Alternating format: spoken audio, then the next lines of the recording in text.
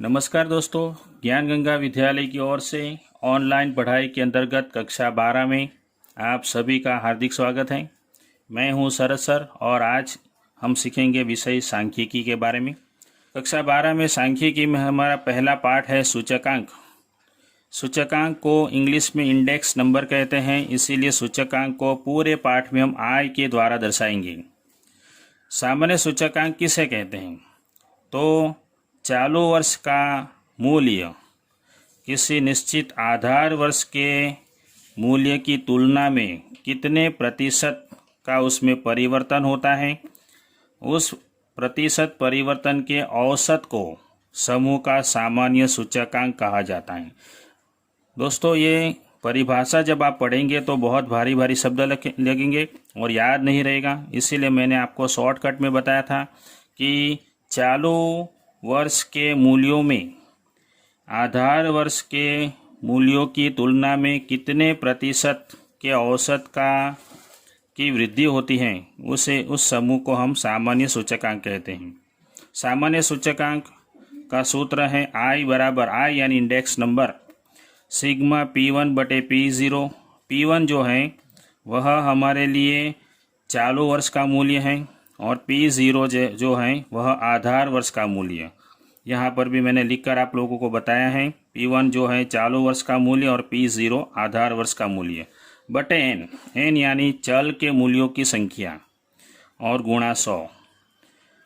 सूचकांक एक सापेक्ष नाप होने के कारण वह इकाई मुक्त है। सूचकांक का पूरे पाठ में कहीं पर भी कोई इकाई हम दर्शाएंगे नहीं, क्योंकि वह इकाई मुक्त है। किस लिए इकाई मुक्त है? क्योंकि वह एक सापेक्ष नाप है। दोस्तों, हम सबसे पहले उदाहरण 2 का अभ्यास करेंगे। उदाहरण 2 का सवाल कुछ इस तरह है कि हमारे पास 6 खुराकी वस्तुएं हैं, ब्रेड से लेकर मक्खन तक। उसमें सभी का 2014 और 2015 का मूल्य दिया गया है। कोष्टक में वह मूल्य प्रदर्शित है। 2014 को आधार वर्ष लेकर वस्तुओं के मूल्य का सामान्य सूचकांक की गणना करनी है और उसके मूल्य में कितनी वृद्धि होती है वह भी ज्ञात करना है। तो देखते हैं सवाल में 2014 के वर्ष में ब्रेड का मूल्य 25 रुपये था और वो बढ़कर 2015 में 28 रुपये हो गया। अंडे जो हैं उसका दर्जन का भाव था 30 रुपये और 2015 में उसका भाव बढ़कर हो गया 35 रुपये। तो सभी में आप लोग देखिए आधार वर्ष 2014 है, उसकी तुलना में चालू वर्ष 2015 में वृद्धि हो रही है और ये वृद्धि अभी आप लोग देख रहे हो रुपए में है और इसी वृद्धि को हम प्रतिशत में ज्ञात करेंगे, क्योंकि सामान्य सूचकांक की परिभाषा में हमने देखा था प्रतिशत परिवर्तन। तो प्रतिशत में वह वृद्धि ज्ञात करनी है हमें।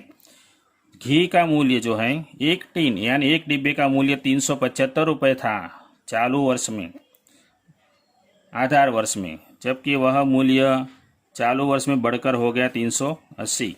इसी प्रकार सभी का मूल्य बढ़ता है और ये मूल्य बढ़ेगा तो कितनी वृद्धि होगी उसका हम सवाल हल करते हैं।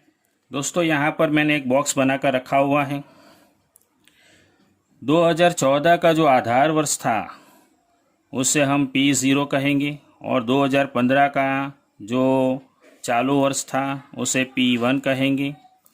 और सामान्य सूचकांक का सूत्र जो था उसमें P1 बटे P2 था, तो उसका मूल्य ज्ञात करते हैं। P1 हमारे पास है 28 बटे P0 करेंगे 25। यह हमारे लिए P1 है और यह P0 है। P0 फिर से याद रखिए आधार वर्ष 2014 का मूल्य था और P1 जो है वह चालू वर्ष 2015 का मूल्य है। फिर इसको भाग देने से हमें मिलेगा 1.1200। फिर यहाँ पर दूसरे में चलते हैं।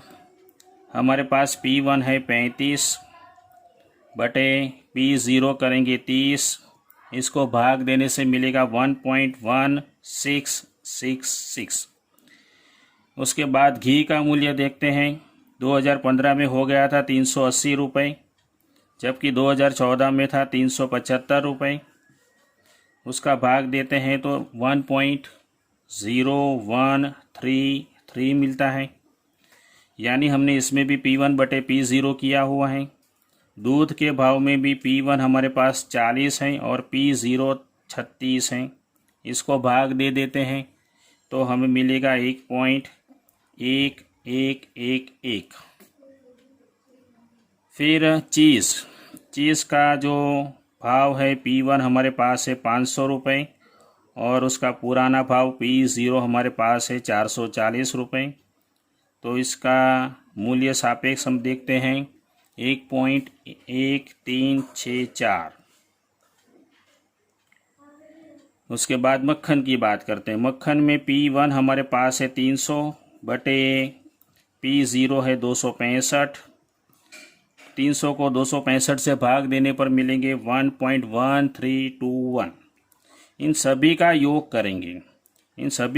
करेंगे तो उसे कहेंगे सिग्मा P1 बटे P0। इन सभी का योग हमें प्राप्त होता है 6.6795।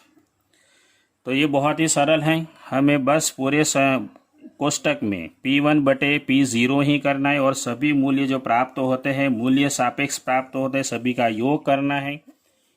सूत्र में चलते हैं। सभी वस्तुओं के मूल्य का सूचकांक, यह सूत्र हमने पहले परिभाषा के साथ भी देखा था और यह योग हमने अभी किया था 6.6795 हमारा योग आया था सिग्मा P1 बटे P0। और n बराबर हमारे पास सब मिला के 6 वस्तुएं थी, इसलिए n बराबर 6 लिखेंगे, गुणा 100 करेंगे।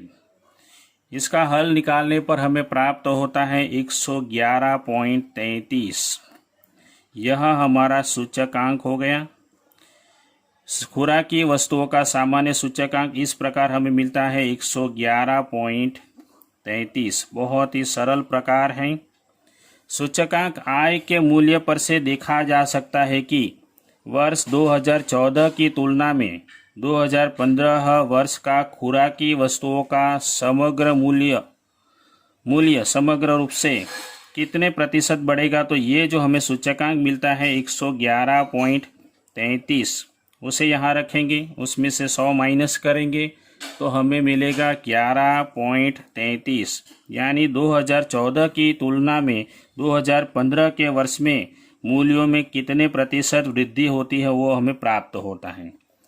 तो बच्चों, इसी प्रकार आप लोग यह सवाल जो हमने सीखा है सामान्य सूचकांक, इसके जैसे 2-3 सवाल और आप लोग कर पाएंगे।